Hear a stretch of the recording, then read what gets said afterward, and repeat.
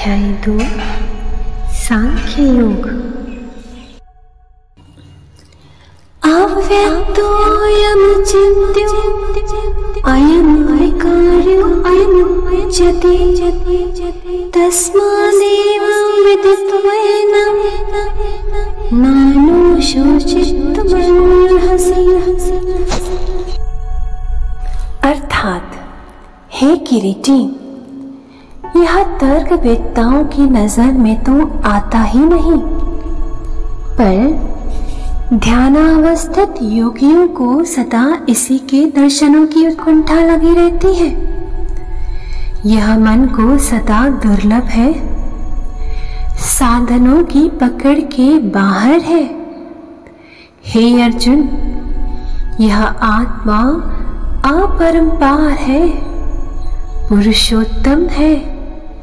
यह तीनों गुणों से अलग तथा रूप आदि की परिधि से बाहर है।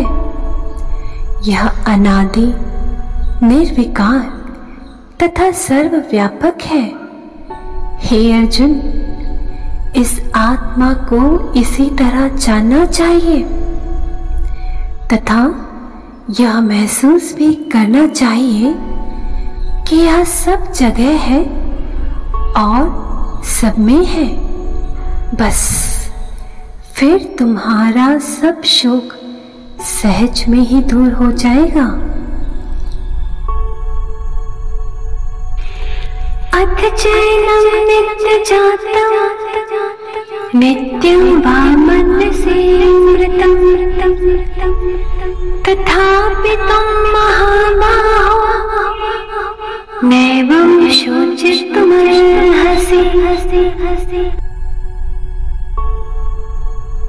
अर्थात, यदि तुम इस आत्मा को अविनाशी न मानकर इसे विनाशी ही मानते हो, तो भी हे अर्जुन, तुम्हारे लिए शोक करने का कोई हेतु ही नजर नहीं आता, क्योंकि उत्पत्ति, स्थिति और विनाश का प्रवाह अखंड रूप से सदा चलता रहता है।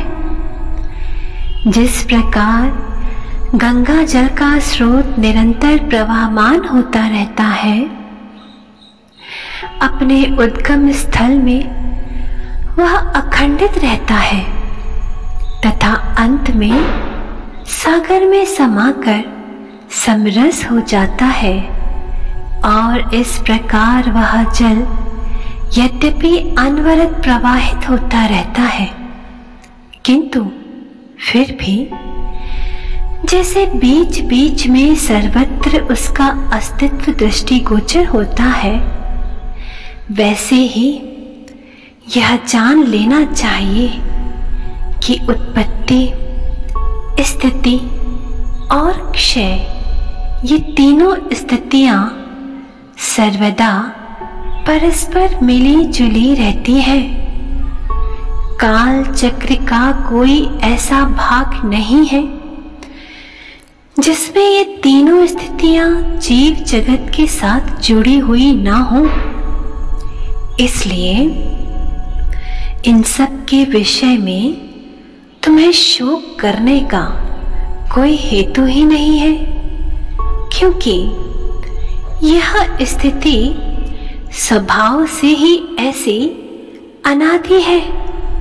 अथवा हे अर्जुन, यदि यह बात तुम्हें उचित ना लगती हो कि ये सब लोग सदा जन्मते और मरते रहते हैं, तो भी तुम्हारे लिए इस विषय में शोक करने का कोई हेतु ही नहीं है, क्योंकि यह जन्म और मृत्यु दोनों ही अवश्यंभावी है।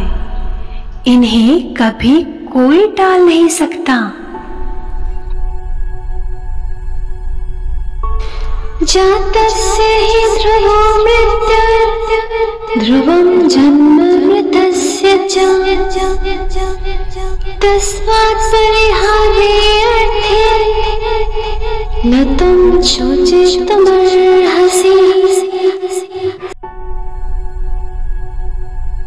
अर्थात जो जन्म लेता है वह मरता भी है, और जो मरता है वह पुनः जन्म भी लेता है।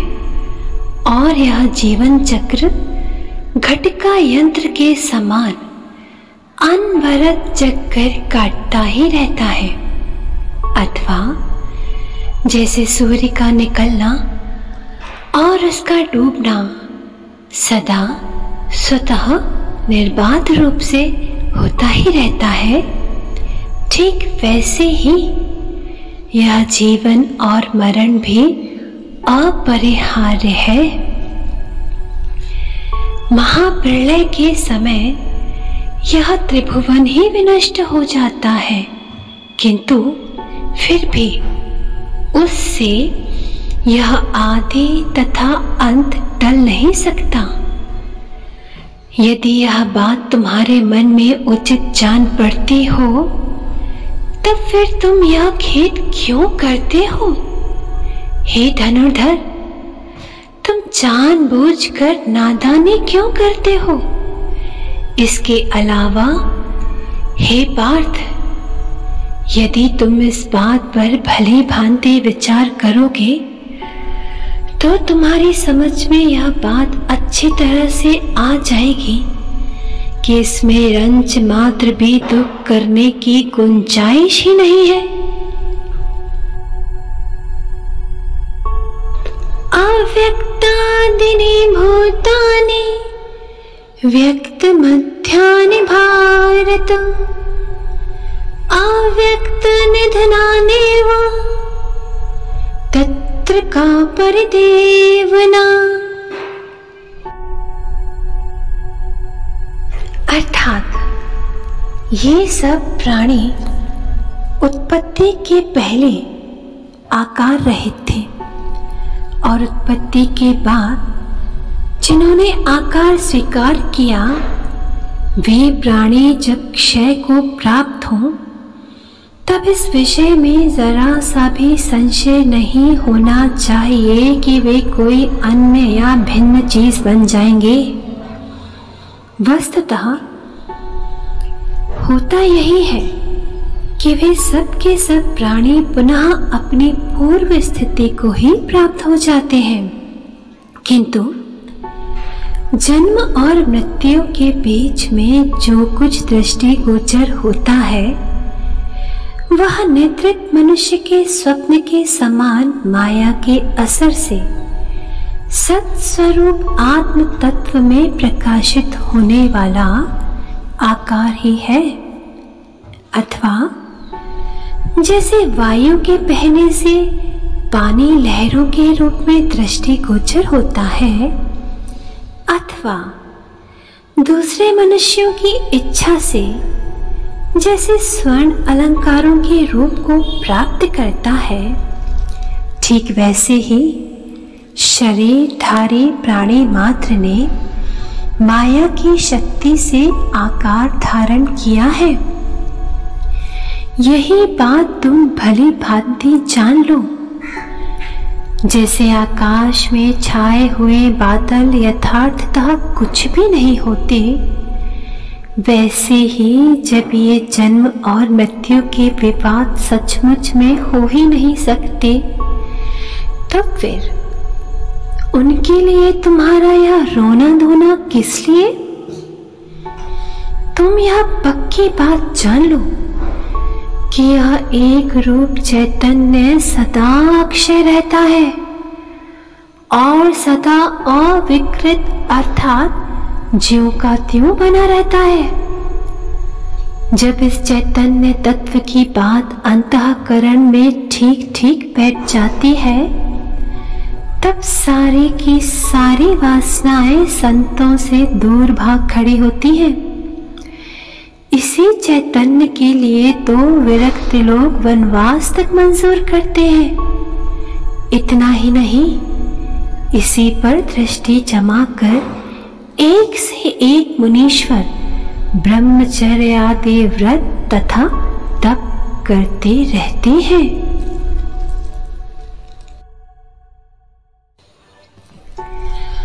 आश्रयवत् पश्यति कश्चिदेमाश्चर्यवत् वदति तथैव चान्यः आश्चर्यवच्चैनमन्यः शृणोति श्रुत्वाप्येनं वेद चैव कश्चित्।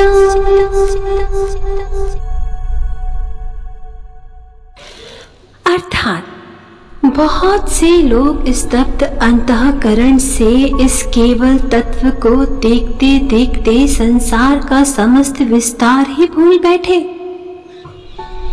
बहुत से लोग तो अपनी वाणी से इस चैतन्य तत्व का गुणानुवाद करते करते न केवल विरक्त हो गए, अब तो उन्होंने अखंड एवं शाश्वत तल्लीनता भी प्राप्त कर ली। बहुत से लोगों का निराकरण तो इस चैतन्य तत्व के विषय में केवल सुनने मात्र से ही हो गया और उनका देहाभिमान भी जाता रहा। बहुत से लोग तो निजानुभव से इस चैतन्य तत्व को समझकर इसके साथ समरस हो गए। जैसे सारी नदियों का प्रवाह जाकर समुद्र में मिलता है और वह समुद्र में मिलकर भी यदि उसमें समा नहीं पाता तो भी वह प्रवाह फिर से मुड़कर कभी पीछे नहीं जाता। ठीक वैसे ही योगीश्वरों की बुद्धि चैतन्य में मिलते ही उसके साथ समरस हो जाती है, किंतु उस चैतन्य का प्रत्यक्षीकरण होने पर यदि वे उसमें समरस नहीं होते तो भी वे इस तत्व से कभी विमुख नहीं होते, अर्थात देह तारतम्य पर नहीं आते। प्रसिद्ध श्री ज्ञानेश्वरी के अमृत वचनों का पुण्य श्रवण करते रहें एवं इस निःशुल्क किंतु अमूल्य वाणी का लाभ अपने सभी इष्ट मित्रों को भी पहुंचाते रहें। श्री हरि।